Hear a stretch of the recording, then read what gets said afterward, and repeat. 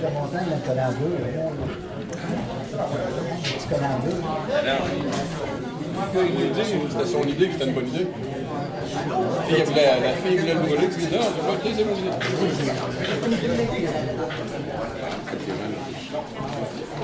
Il y a bien dit. Il y a des présidents. Oh, oui.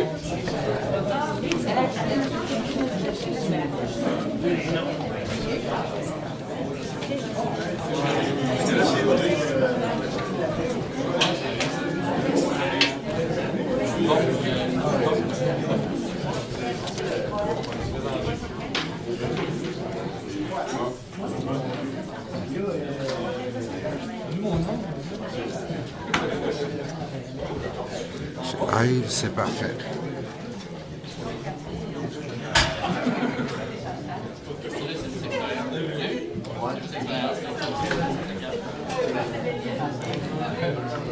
Bonjour, bienvenue en direct sur 99media.org. Ce matin, conférence de presse du Conseil central de Québec-Chaudière-Appalaches de la CSN pour dénoncer 35 millions de coupes dans les services de santé et services sociaux.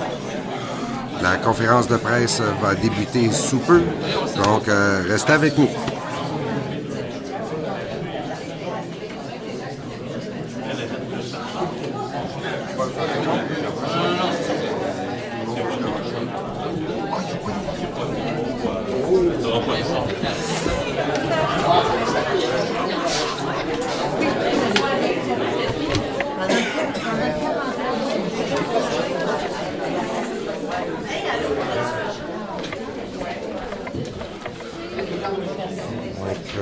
Ça donne.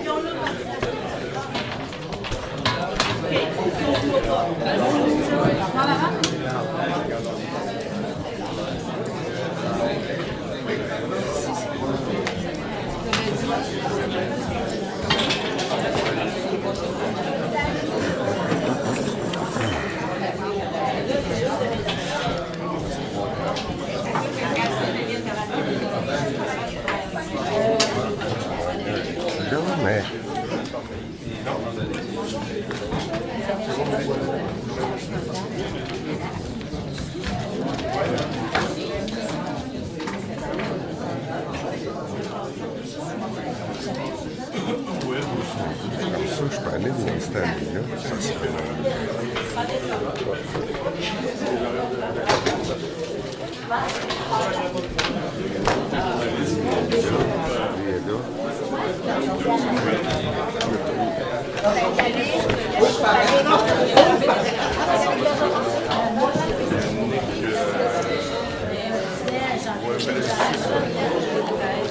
cochon. Il y a juste une expérience.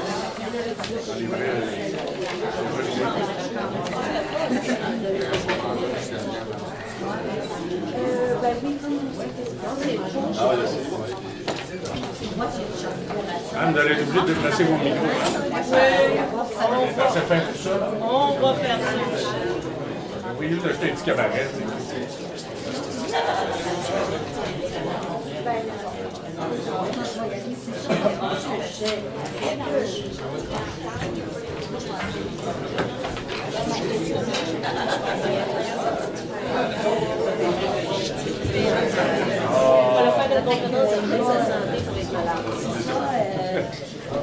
Ça regarde pas de base.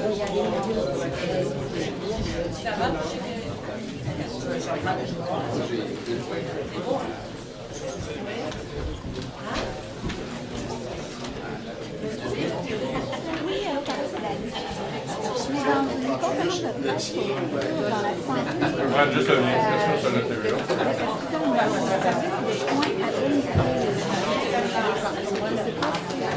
Au téléphone, hein.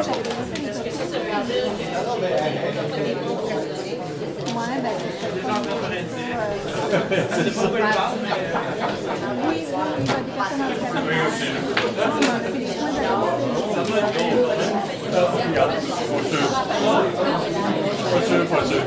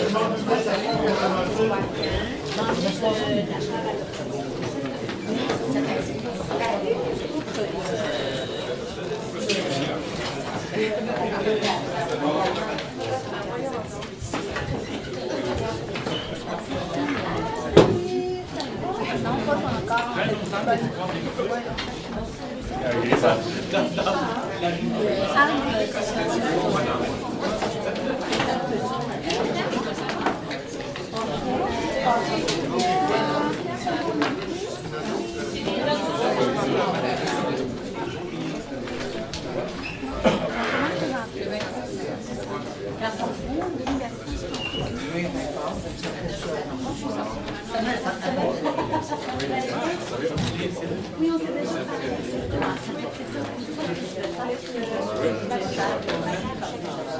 Les deux. Je ne vais pas dans la santé Saint-Just. Ça dérange pas. Je mettais l'horloge en arrière, il reste 20 secondes. Ah, c'est vrai, Michel? T'as pas l'heure de Radio-Canada? Bien, Michel. Oui, c'est ça, les deux. Ça n'a pas long, je reviens de Québec.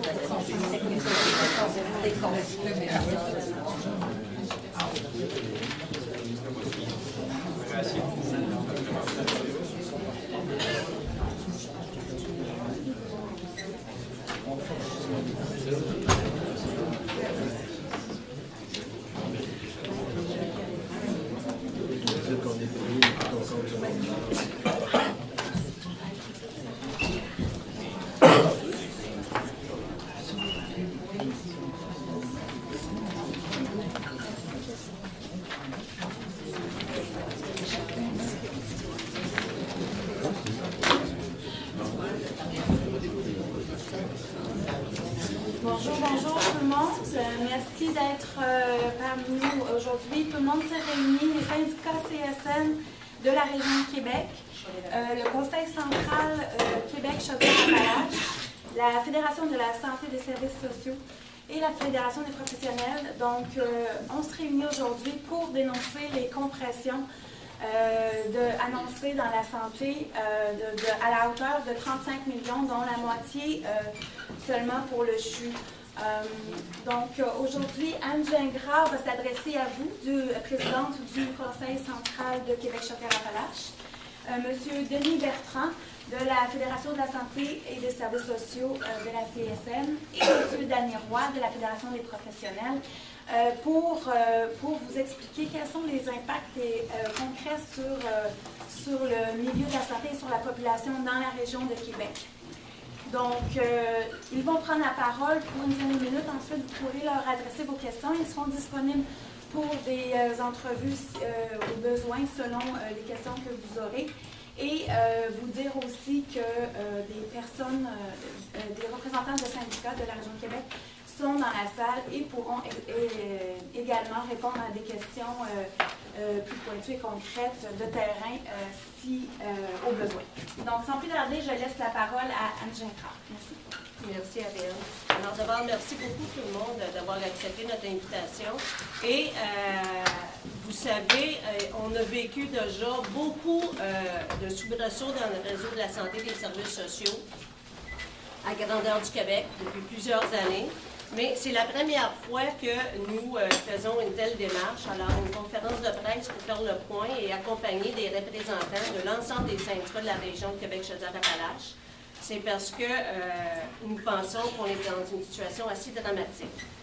Pas moins de 35 millions de dollars seraient coupés dans la prochaine année dans le réseau de la santé et des services sociaux au niveau de la région de Québec et Chaudière-Appalaches. Ça, c'est pour la prochaine année, sans parler des compétitions passées et sans parler non plus des compétitions à venir l'an prochain, qui seront le double. Ce n'est pas vrai que nous sommes encore dans une situation où on peut dire qu'on est en mesure de couper dans le gras, qu'on est en mesure de couper dans le bureaucratie. Le gras, il n'y en a plus. On coupe dans les services à la population. Vous avez quelques exemples devant vous et on pense que c'est important pour le relever. Alors, le ministre Barrette, quand il fait ses sorties pour dire il y a des compétitions qui vont se faire, ça sera au niveau de la bureaucratie, mais on ne touchera pas la population, c'est faux. Et quand il intervient à la pièce, c'est parce que ça paraît bien aussi, c'est une intervention tout à fait populiste et, je vous dirais, en tant que profiteur. Alors, d'une situation qui est fort inquiétante. Alors, vous avez, bien sûr, on a relevé quelques exemples au niveau du C3S de Charlevoix avec la menace de fermeture au niveau du foyer Saint-Simeon, où on viendrait déraciner des gens uniquement pour des raisons de compétition budgétaire. Vous avez toute la question au niveau de la C3S de Montmagny, où on vous parle d'une situation dans le communiqué au niveau d'un centre, au niveau de l'urgence, plus de médecins disponibles, que des infirmières. Si les cas sont graves, on va les référer au niveau de Montmagny, à Saint-Jean-Port-Joli. Mais plus encore, au niveau de l'oncologie, les gens qui doivent se présenter pour recevoir des traitements, alors dorénavant, les gens vont devoir apporter leur lunch. Alors, il n'y aura plus de repas de servis pour les gens qui vont aller au niveau de l'établissement au C3S Montmagny. C3S Thetford, ce n'est pas vrai que de couper des postes de préposés aux bénéficiaires, c'est de couper dans le gras. On parle des gens qui sont sur le terrain, des gens qui assument des soins et des services au quotidien. Il y en a beaucoup d'autres. Centre jeunesse, CRDI, Institut de santé mentale. Il y en a des compressions et des coupures d'annoncés partout. Là où il y a quand même quelque chose de particulier à souligner, c'est C3S Alphonse Desjardins. Vous savez, c'est un dossier que nous avons dénoncé il y a maintenant 1 an et demi. Là, au niveau des compétitions budgétaires, en bonne partie, c'est au niveau des cadres. Pourquoi? Parce que c'est une situation que nous avons dénoncée il y a 1 an et demi. Bien que l'augmentation des cadres a eu lieu dans tous les établissements, au niveau de la C3S Alphonse Desjardins, sont au-delà de la moyenne nationale, sont supérieurs de 15 % au niveau de taux d'encadrement. Alors, on profite d'une situation pour redresser. Est-ce que ça serait assez? On verrait dans les compétitions à venir. Je vais demander, parce qu'on va le faire en 2 temps, au niveau des compétitions budgétaires, et après, on voudrait revenir sur le projet de loi 10 qui fait beaucoup partie au niveau des compétitions budgétaires. Alors, Denis, peut-être sur... Donc, bonjour tout le monde. Le problème risque d'être fort criant au niveau de la réforme. Prenez par exemple, juste là, au niveau des centres jeunesse, on en faisait allusion dans les jeux, les centres de réadaptation. Mais ces deux secteurs-là qui bénéficiaient de budgets distincts de celui des hôpitaux. Puis on sait que la réforme va imposer d'importantes compressions budgétaires. Et ça va avoir des impacts majeurs sur ces deux secteurs-là. Entre autres, ça va avoir des impacts concernant toute la question de l'augmentation des caseloads. Parce que ces travailleurs-là qui travaillent sur le terrain, ils ont un certain nombre de caseloads. Mais quand tu as des compressions budgétaires, mais ça fait en sorte que tu augmentes. Ce nombre de travail-là, à ces travailleurs-là, c'est des gens professionnels. Parce que c'est des gens qui vont s'assurer de faire plus avec moins toujours. Parce que c'est des gens professionnels, comme je vous mentionnais. Donc, il faut remarquer aussi que dans les dernières années, il y a eu des augmentations de signalements. Puis ça, c'est pas juste cette année, c'est depuis nombre d'années. L'augmentation des signalements est vraiment présente. Et ça fait en sorte que nos gens sont essoufflés. Fait que c'est parce que c'est des gens qui viennent compenser. Puis on sait que ces mathématiques-là, ils font toujours plus, et ça va avoir des impacts sur leur travail. Et c'est des gens aussi que ça fait en sorte que quand t'en fais plus, ben, ça a des problématiques aussi sur toute la question de l'augmentation de maladies. Si on a vu ça, même les employeurs, au niveau de leur cote, là, ça l'explose présentement au niveau de leur cote au niveau de l'assurance. Donc, c'est un peu ce que je voulais un peu faire valoir un peu parce que le budget, pour le budget, mais la réforme qui va nous imposer importante compression budgétaire.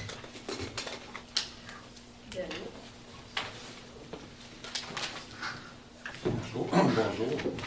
Il faut savoir, dans les coupures qu'Anne a parlé, que par exemple, le fossé 3S de Vieille-Capitale, c'est 3 300 000 qui sont coupés dans les services. Le ministre, maintenant, ne peut plus dire que cette coupure-là ne se fera pas aux dépens des services à la population.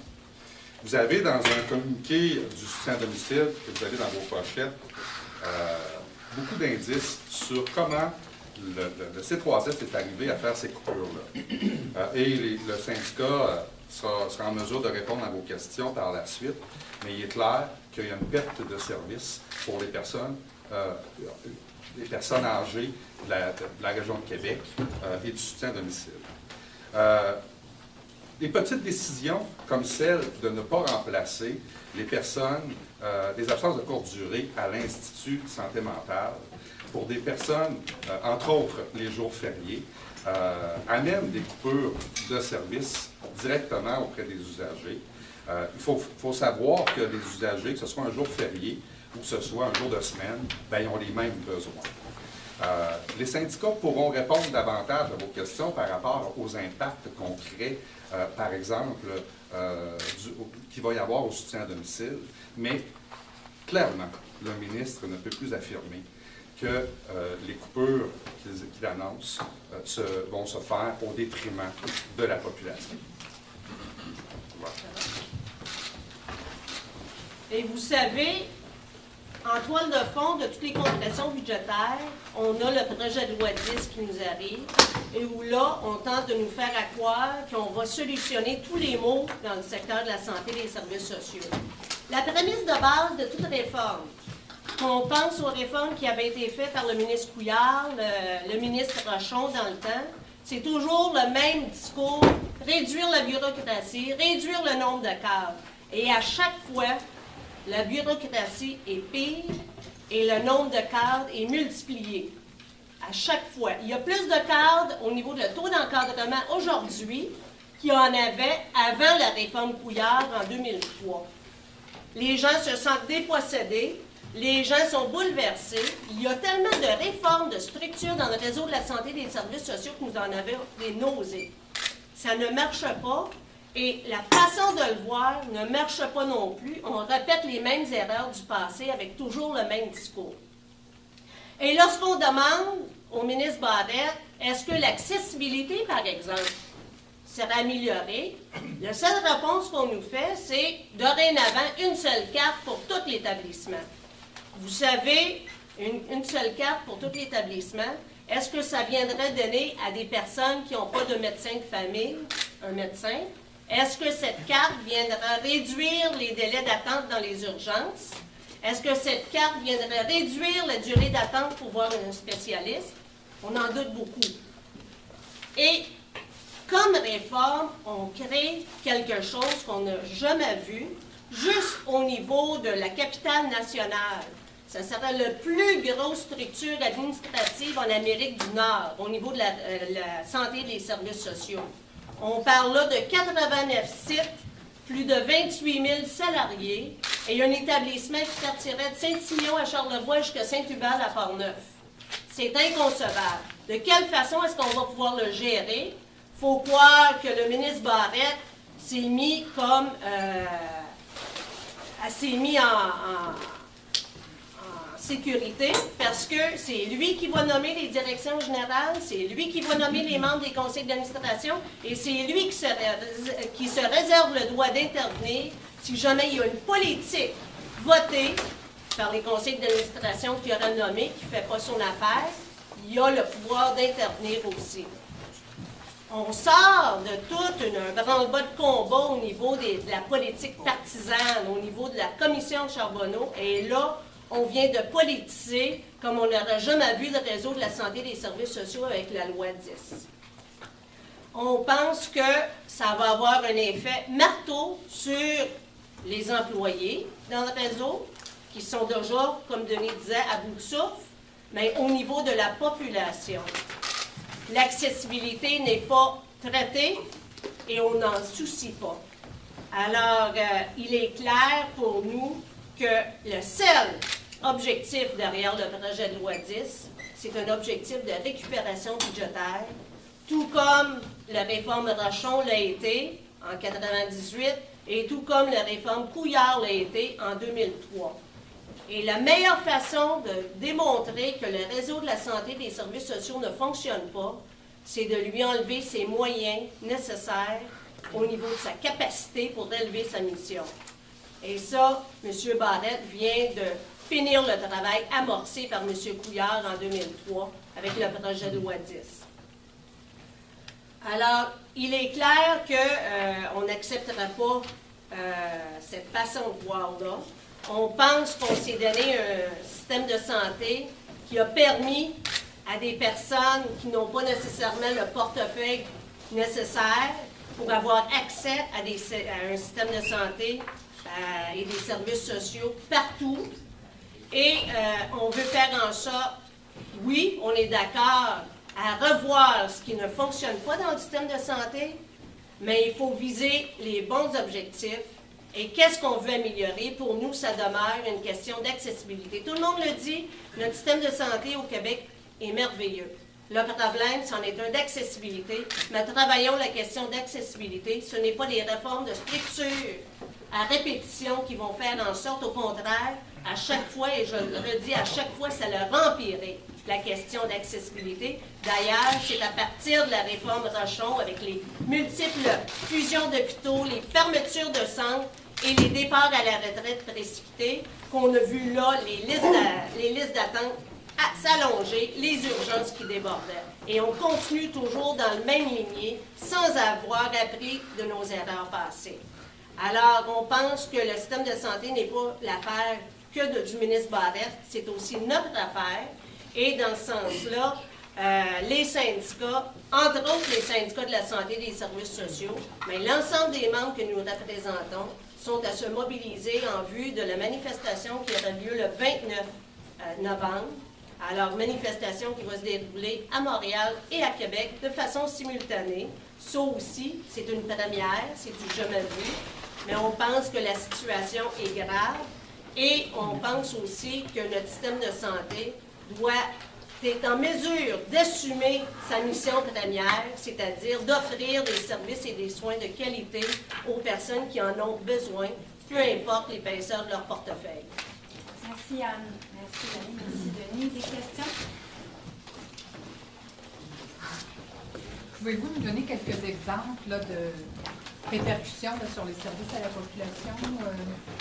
Pardon? Pouvez-vous nous donner quelques exemples de répercussions sur les services à la population, là, soit dans les C3S ou ailleurs? Là, Bien, je demanderais à Mira peut-être de se joindre à nous au niveau de le soutien à domicile. On a parlé déjà de la possibilité de la fermeture de foyer Saint-Timion. Juste la question au niveau de l'urgence, au niveau de Saint-Jean-Port-Joli, où il n'y aura plus de médecins disponibles, qu'une infirmière. Alors, si la situation est grave, la personne va être référée à Montmagny. Alors, après avoir attendu dans une urgence, pour se faire dire qu'on ne peut rien faire pour la personne, elle va devoir se rendre plus loin et attendre une deuxième fois. Ça, ce n'est que quelques exemples. Mira, peut-être au niveau de la question de soutien à domicile. Au niveau du C3S, Mira Terrien, vice-présidente syndicat des professionnels santé et services sociaux, section Vieille-Capitale, donc C3S Vieille-Capitale à Québec. Chez nous, directement, les soins aux personnes âgées, donc personnes âgées en perte d'autonomie, 65 ans et plus, les 7 sur 7 n'existent plus. Ça veut dire clairement qu'une personne qui a besoin d'aide à l'hygiène ou qui a des protections parce qu'elle a de l'incontinence, c'est un maximum de 5 jours par semaine qu'il y aura des services. Donc, la famille ou des agences privées devront aller pallier pour le 2 jours. Puis avant, c'était 7 sur 7? Avant, c'était 7 sur 7. En fait, avant, c'était selon l'évaluation du besoin du client. Donc, on allait évaluer, les techniciens professionnels allaient évaluer. Ici, c'était 7 sur 7 que la personne avait besoin. Elle bénéficiait d'un 7 sur 7. Maintenant, c'est coupé depuis le mois de juillet cet été. Ils sont en train de revoir l'offre de service à la baisse. Donc, un client qui ne cote pas, exemple, pour une incontinence ou qui est dans l'incapacité d'enjamber le bain, bien, aura un maximum de 7 jours sur 7, alors que le besoin réel est réellement 7 sur 7. Et là, c'est 5 sur 7. Là, c'est 5 sur 7 présentement. Et dans le feuillet qu'on vous a donné, vous avez le détail là, sur les soins d'hygiène et aller préparer les repas et tout ça. Mais clairement, nous, depuis le mois de septembre, on a exactement 28 jours de service à la clientèle qui ont été coupés par semaine. Donc, on a 2 postes de travailleurs sociaux qui ont été coupés, un 10 jours. On a un 8 jours en ergothérapie en centre de jour qui a été coupé. On a un psychologue à temps complet 5 jours qui a été coupé au soutien à domicile. Puis, on a 5 jours en nutrition clinique qui ne sont pas remplacés. Et ce qu'on craint, c'est que ces postes-là soient coupés prochainement. Donc, clairement, il y a 23 jours de service aux personnes âgées à Vieille-Capitale qui est coupé depuis le mois de septembre 2014. Et on a un 5 jours à Clinique des réfugiés comme travailleur social qui a été coupé présentement. Et ce ne sont pas des postes vacants, ce sont des postes avec des titulaires qui sont là présentement dessus et qui doivent, par attrition, aller bumper sur d'autres chaises des moins anciens. Donc, on n'est pas en train de dire que les gens qui partent à la retraite, on coupe les postes. On coupe des postes qui sont présentement avec des titulaires dessus. 23 jours, c'est par semaine, ça. C'est 23 jours par semaine de service à la clientèle coupé au soutien à domicile à la Vieille-Capitale présentement. Est-ce qu'on est en mesure d'évaluer combien de gens dans la population peuvent être touchés? Écoutez, on n'est pas en mesure, c'est difficile assez d'évaluer en fonction. Ce qu'on sait, c'est qu'il y a des listes d'attente pour recevoir les services. Les listes d'attente, on présume qu'avec les coupures, les réductions de postes, les listes d'attente vont être appelées à augmenter. Alors, mais je vous dirais que ce qui aurait été souhaitable, c'est que quand on entreprend une réforme comme ça, que l'évaluation des conséquences ait été faite par les fonctionnaires au niveau du ministère de la Santé. Parce qu'il va y en avoir. Mira parlait ici au niveau de Québec, Port-Neuf, c'est un autre exemple, où au niveau de Port-Neuf, les gens sont chronométrés pour donner les services. Alors que là, maintenant, au niveau de Port-Neuf, on leur dit que tout dépendant, est-ce que vous êtes titulaire de poste ou pas. Titulaire de poste, vous avez 30 minutes pour donner un bain à une personne. Si vous n'êtes pas titulaire de poste, vous avez 20 minutes. Pourquoi?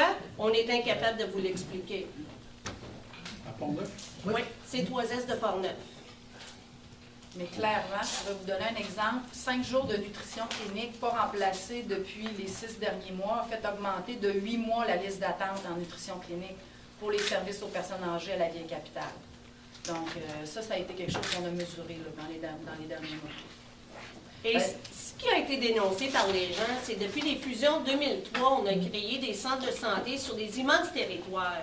Alors, les gens qui sont appelés à donner les services et les soins au soutien à domicile passent beaucoup plus de temps qu'avant dans leur voiture pour se rendre aux personnes qui sont en attente de recevoir des services.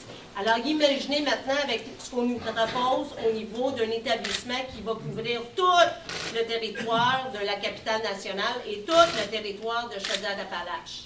Les gens vont passer le 9/10 de leur temps en auto et on compresse au niveau de le temps accordé. Ça, c'est déjà commencé. On compresse au niveau de le temps accordé pour donner concrètement les soins, c'est-à-dire une présence humaine avec les gens qui sont en attente, les gens les plus vulnérables qui sont en attente de recevoir des services. Est-ce qu'il y a d'autres questions? Peut-être juste rajouter là-dessus, quand vous posez la question de savoir, on a-tu des impacts précisément sur les coupures? Bien, on sait que les établissements devront faire l'exercice parce qu'ils vont savoir exactement qu'est-ce qu'ils vont avoir à couper. Et il va falloir qu'ils procèdent à d'importantes coupures pour respecter, dans le fond, les budgets qui vont être soumis. Donc, c'est sûr que c'est à partir de ce moment-là qu'on va savoir exactement ça va être quoi la nature. Parce que quand l'employeur va dire, mais là, il faut couper, exemple, 4,4 millions cette année, 4,4 millions va s'orchestrer comment? Et c'est là qu'on va vraiment savoir exactement de quelle nature vont être les coupures. Donc, moi, je pense que ça va être d'ici quelques mois qu'on va savoir l'impact réel. Tout à fait. Les exemples qu'on vous donne, c'est le point de l'iceberg. Parce qu'il y a des places encore qui ne sont pas encore au courant tout à fait de quelle façon que les coupures vont se traduire. Il y a des gens qui sont ici au niveau de le centre de réadaptation en déficience intellectuelle qui nous faisaient remarquer qu'on a coupé du côté des loisirs et le divertissement au niveau de réadaptation.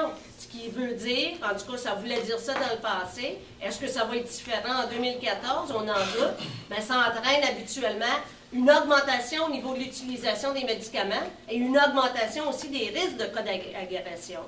Alors ça, c'est toujours des retombées suite aux compressions budgétaires aussi qui sont faites et qui arrivent. C'est bien. Merci. Merci beaucoup. Merci.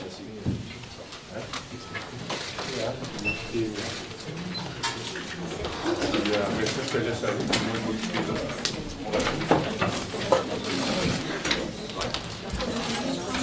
Je prendrai Mireille pour la télé. Après ça, je vais laisser aller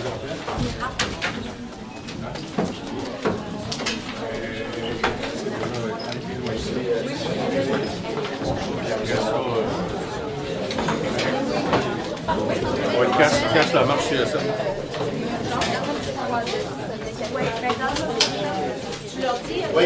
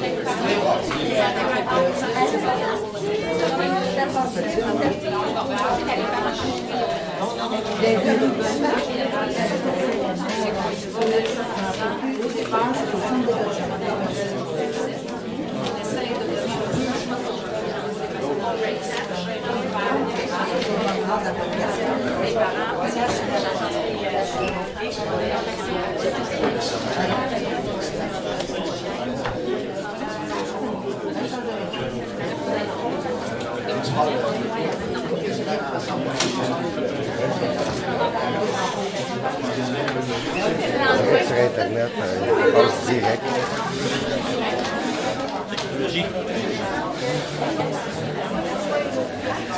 Une légèreté aussi.